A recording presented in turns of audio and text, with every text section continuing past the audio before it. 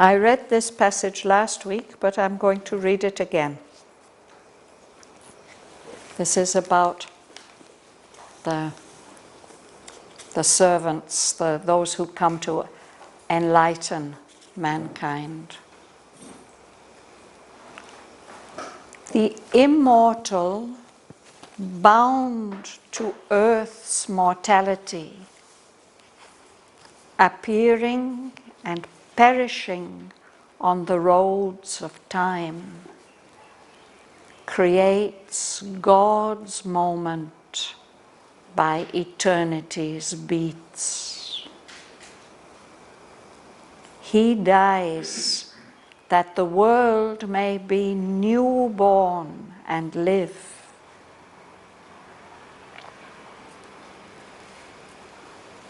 Even if he escapes the fiercest fires, even if the world breaks not in a drowning sea, only by hard sacrifice is high heaven earned. He must face the fight, the pang, who would conquer hell. A dark, concealed hostility is lodged in the human depths, in the hidden heart of time, that claims the right to change and mar God's work. A secret enmity ambushes the world's march. It leaves a mark on thought and speech and act.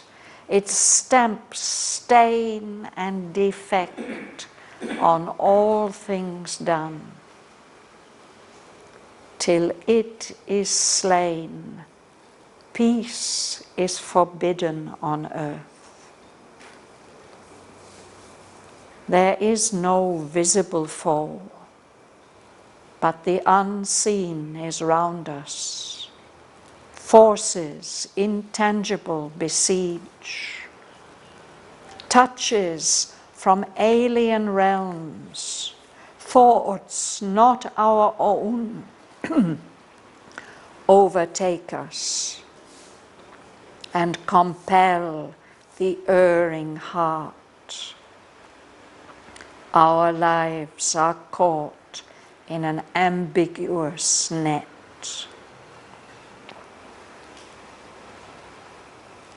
An adversary force was born of old, invader of the life of mortal man. It hides from him the straight, immortal path. A power came in to veil the eternal light. A power opposed to the eternal will diverts the messages of the infallible word, contorts the contours of the cosmic plan. A whisper lures to evil the human heart. It seals up wisdom's eyes, the soul's regard. It is the origin of our suffering here. It binds earth to calamity and pain. This all must conquer who would bring down God's peace. This hidden foe lodged in the human breast, man must overcome or miss his higher fate. This is the inner war without escape.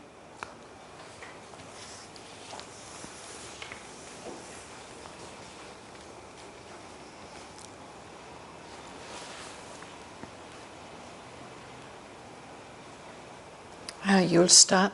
Dhanalakshmi, you will start. Yeah.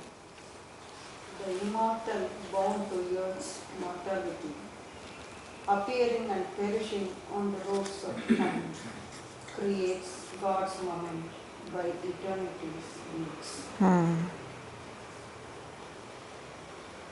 This is connected with that last line, no, about he is the victim in his own sacrifice.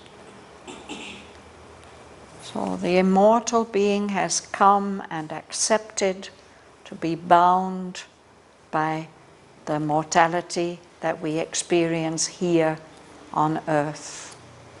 He appears and then he dies, he perishes on the roads of time. He enters into time and he experiences time as we do. No? But by doing that, he's helping to create God's moment. The moment when the divine will be fully manifest here in the material world. No? And he's doing that by bringing something of eternity into life. Beats, it suggests the heart beats. No?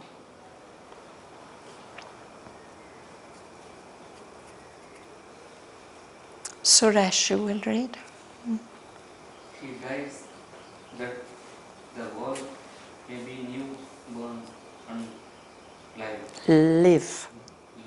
So that the world may live. Yeah? Yes, go on.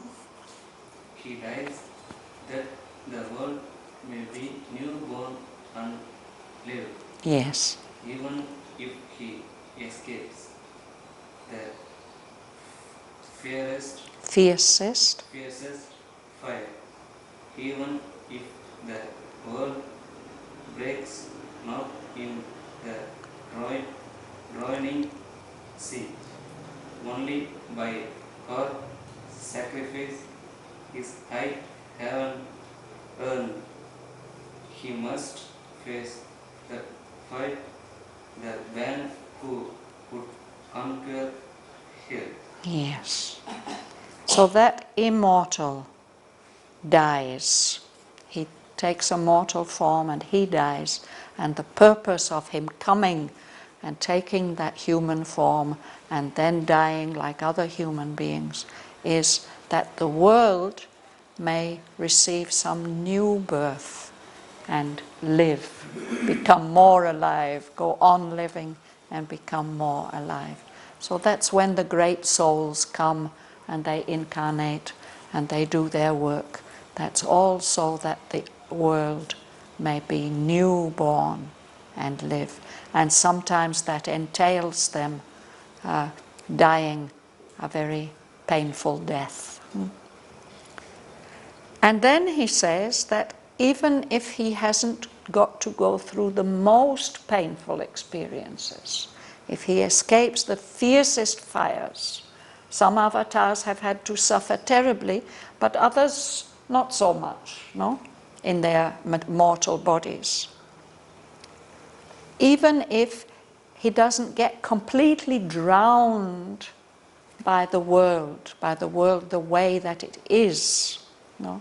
If he's able to keep his inner consciousness and strength intact. There are beings like that, if we think about Lord Buddha, for instance. But still, only by hard sacrifice is high heaven earned. If you're here as a human being, in order to experience and be able to be in touch with the higher levels of consciousness, you have to make some effort for that. No?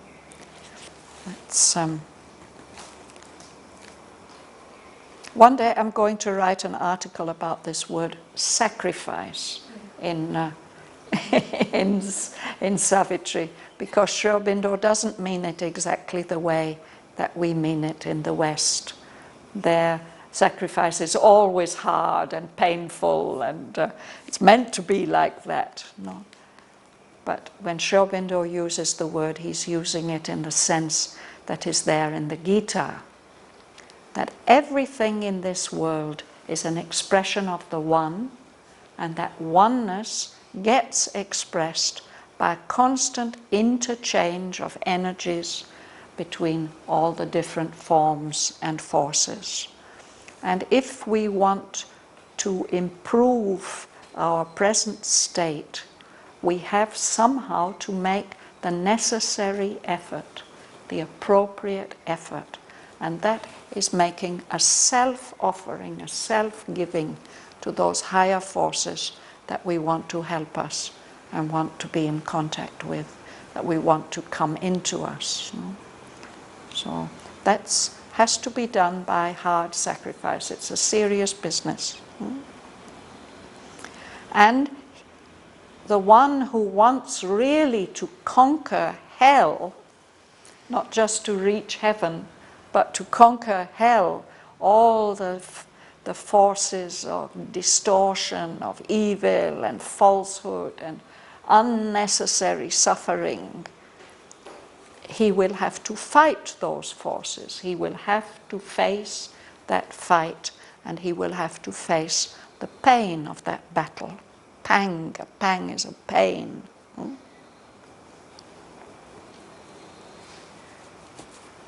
And why is it like that? That's what he tells next, verbal. A dark concealed hostility is lodged in the human beings, in the hidden heart of time, that claims the right to change and mark or serve. There's something hostile.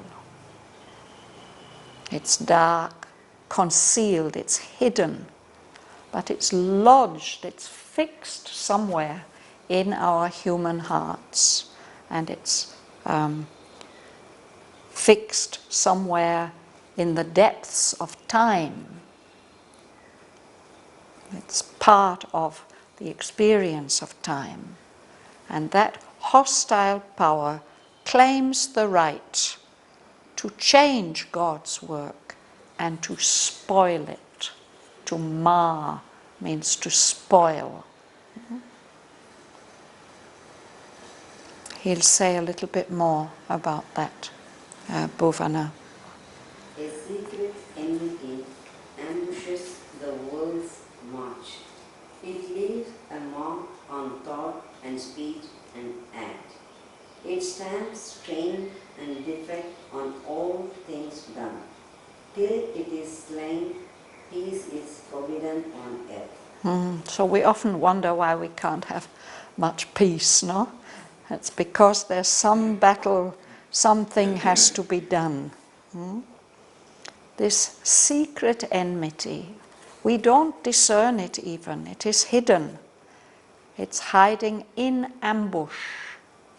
I think this is a Spanish word, and in English it suggests hiding behind a bush or a rock and then leaping out and getting hold of somebody. An ambush. So there's this power which doesn't want evolution to take its divine course, which is consciously trying to prevent it. No? And that does manage to ambush the forward march of the world. And that's why we see all these unbelievably terrible things going on in the world around us, because that secret enmity is there and we don't see where it is coming from. At any moment it can spring out and do damage. And that is so secret, it doesn't always come out into the open. It leaves a mark, it twists something in the thought or in what you say. You mean to say something, it twists it and it comes out a little bit different, and suddenly you've started a quarrel which you didn't mean to do at all. No? Or you do something with the best of intentions and it has disastrous consequences. It's actually putting its mark, its stamp, like its rubber stamp of defect, that we can never do anything perfectly. It always gets in some way spoiled and imperfect. And stained. Somebody just gave me some nice books, but they had stains on them. What a pity. Yeah, yes.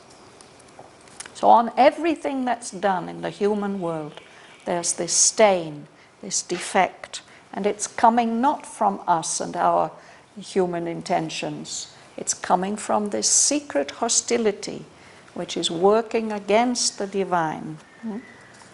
So until that is finished with, until that is slain, there won't be any peace on earth, because we will have to be dealing with its effects all the time. Alice. There is no visible foe, but the unseen is round us.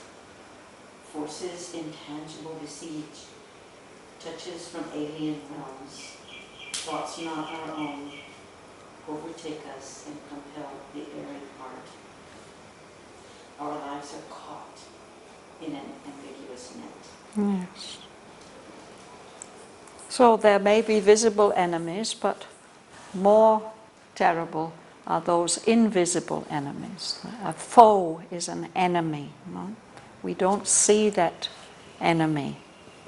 But there are these unseen forces all around us. They're intangible, we don't feel them, but they are attacking us all the time. These are touches from alien realms that are not part of the earth, really. They are from some other realm. Thoughts that are not our own overtake us, catch hold of us, and drive our heart, which is anyway erring. The human heart or the earth heart can't help but be erring because it is ignorant. No? Because of our ignorance, these invisible foes can affect us. And then when that happens, our lives are caught. Perhaps our lives are caught all the time, in fact. We are caught in this net of mixed forces. Ambiguous means, can have different meanings. Maybe helpful, not helpful, true or false. Here on earth, all these things tend to be mixed. So we are all the time operating in this net of doubt and unclarity. So how has this happened? Rumsun, you will read. Auroville was born of all, invader of the life of a mortal man. It hides from the straight immortal path. Yes. So, an adversary force. Of course, we're familiar to this idea with the Judeo-Christian religions, no? That there's a God and a devil. But that's not perhaps exactly what Narad is speaking about. But still, there's a certain level, particularly it's on the life level. There is this opposition, the enmity, the hostility.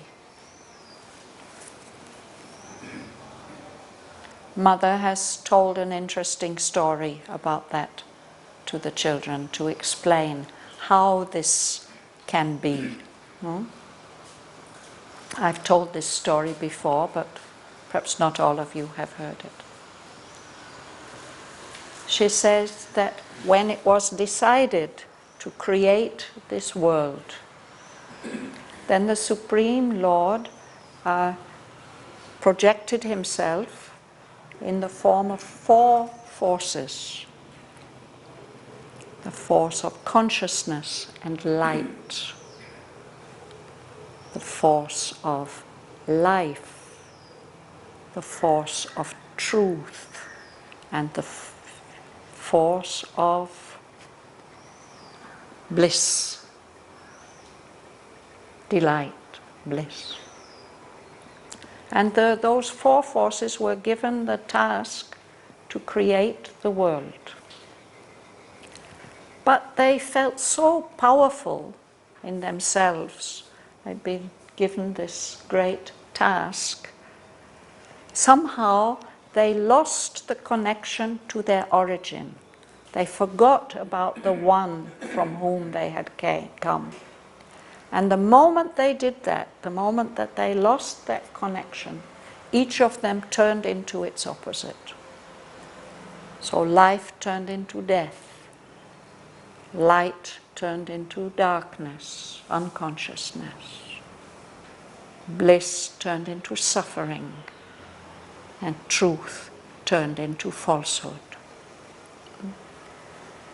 And then she said it was seen that something had to be done to repair this mistake, because the creation, instead of being the beautiful divine creation it was meant to be, it was turning into such a dark and terrible creation.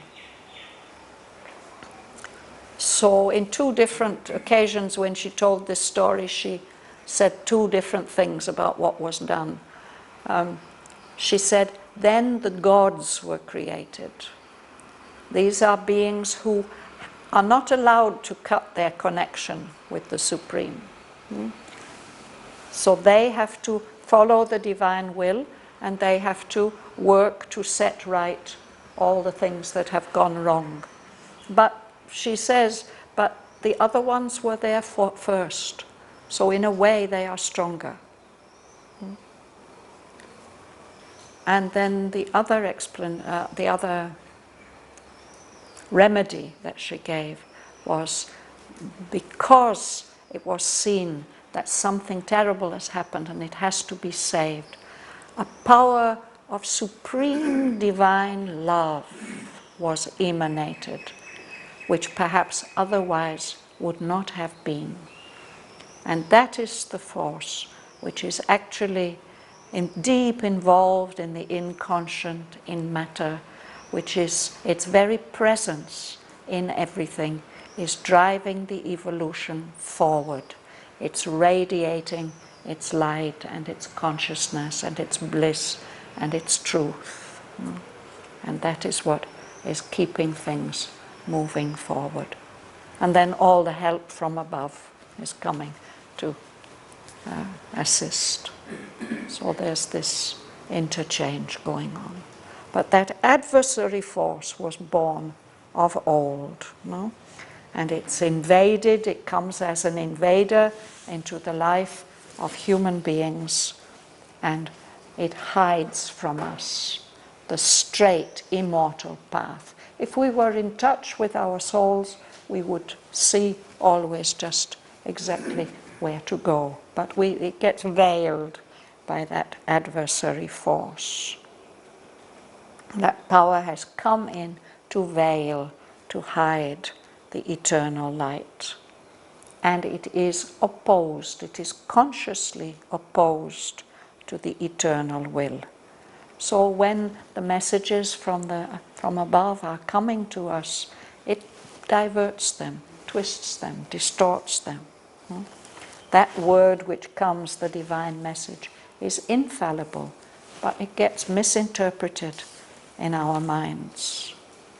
So that contorts, it twists, it diverts the wonderful forms of the plan of the universe. Things come in that make things more difficult. I think I've gone ahead, no? From where? Yes. So who's going to read next? The whisper leaves the evil, the beautiful heart. It seals up wisdom's eyes, the soul's regard. It is the origin of our suffering here. It binds the earth to calamity and pain. So that's the whisper coming from that adversary force, no? That is attracting us, attracting the human heart to evil, to what is opposed to the divine will. And we would have the capacity for wisdom but it keeps those eyes closed, seals up wisdom's eyes. It veils the soul's regard, that capacity that the soul has to discern. But that gets covered up by that adversary force. So that is the origin of all our suffering here. That's one of the questions that Savitri's mother had asked at the beginning, no? That she'd asked Narad, why? Why does there have to be? So here he's giving one answer. This is not the only answer, but it's one of the answers. The presence of this adversary force is leading to all this suffering. And that is binding earth inescapably to calamity and pain, all the things that go wrong that shouldn't happen, and to pain.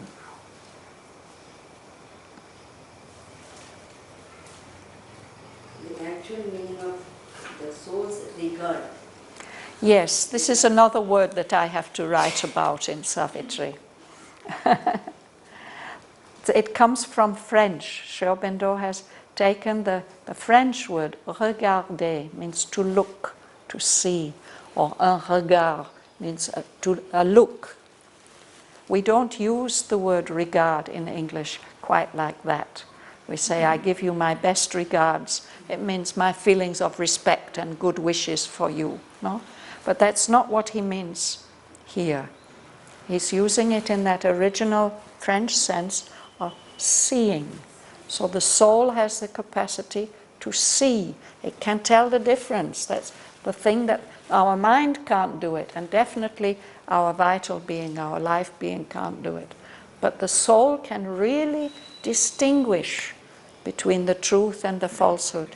He says it can discern the magic bride in her disguise. She may arrive like a beggar girl, but the soul can see, no, this is the one. Yeah. So, that discernment. But our other parts, they get carried away, so that adversary force is able to veil the soul's regard by the workings of the mind and the preferences of our heart and ignorance and all that. No? So soul's regard is discernment. Yes, it sees things how they really are. It's pure, no? Because the soul is always turned towards the truth. But our souls, until we have really the psychic realization, our souls are doing the best they can to work through our minds and our poor bodies and our hearts, which are always being led this way and that by all kinds of things. So the soul's regard gets covered up sometimes. And that's the origin of our suffering. If we could always follow this straight, immortal path, and if we could always hear the infallible word, well, the whole world would be a much better place.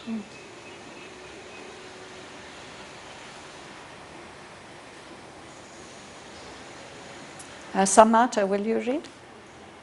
This all must conquer would bring down God's peace. This hidden foe lodged in the human breast. Man must overcome or miss his higher fate. This is the inner war without escape. Yes. So all of us are involved in this. And especially if we've dedicated our lives to the divine work, because we want to bring down God's peace and love into the world, these things will show themselves to us. Are you strong enough to overcome me? They will say. Try. This hidden foe, this hidden enemy, lodged, it's fixed there. Something which is lodged, it's difficult to move it, to dislodge it is difficult.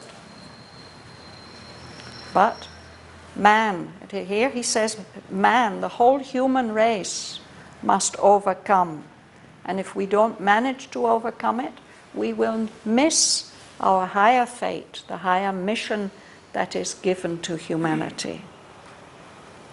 So this is the inner war without escape.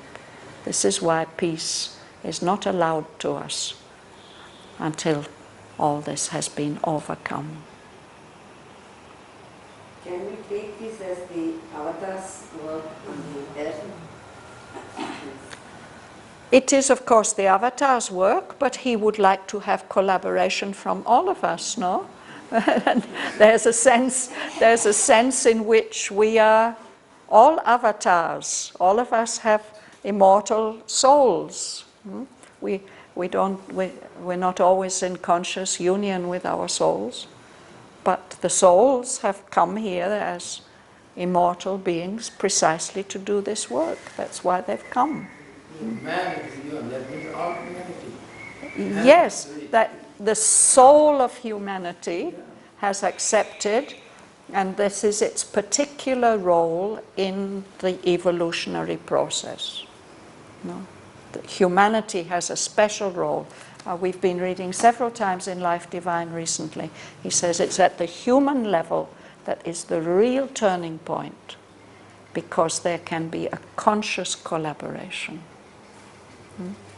Otherwise, nature's pushing us on the one hand, and on the other hand, all these other things are intervening. And as long as we're unconscious, we tend to do the wrong thing. But at the human level, we've got our intelligent will, and we can aspire to become more in contact with the divine light within ourselves and around us and higher, and to actively collaborate. And when we come to Auroville, that's what we're invited to do. That's the opportunity that we are given, to be in a place where this is the conscious purpose of its existence and our existence.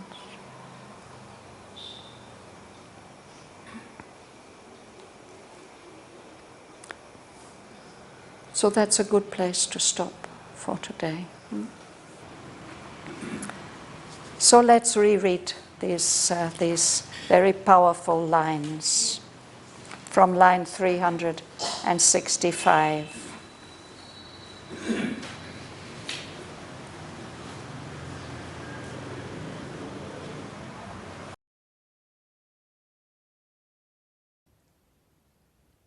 The immortal, bound to earth's mortality, appearing and perishing on the roads of time, creates God's moment by eternity's beats.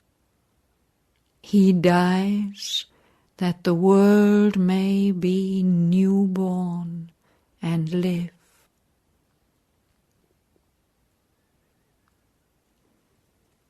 Even if he escapes the fiercest fires, even if the world breaks not in a drowning sea, only by hard sacrifice is high heaven earned. He must face the fight, the pang, who would conquer hell. A dark, concealed hostility is lodged in the human depths, in the hidden heart of time, that claims the right to change and mar God's work. A secret enmity ambushes the world's march. It leaves a mark on thought and speech and act. It stamps stain and defect on all things done. Till it is slain, peace is forbidden on earth. There is no visible foe. but the unseen is round us. Forces intangible besiege, touches from alien realms, thoughts not our own overtake us and compel the erring heart. Our lives are caught in an ambiguous net. An adversary force was born of old, invader of the life of mortal man. It hides from him the straight immortal path. A power came in to veil the eternal light, a power opposed to the eternal will diverts the messages of the infallible word, contorts the contours of the cosmic plan. A whisper lures to evil the human heart. It seals up wisdom's eyes, the soul's regard. It is the origin of our suffering here. It binds earth to calamity and pain. This all must conquer who would bring down God's peace. This hidden foe lodged in the human breast, man must overcome or miss his higher fate. This is the inner war without escape.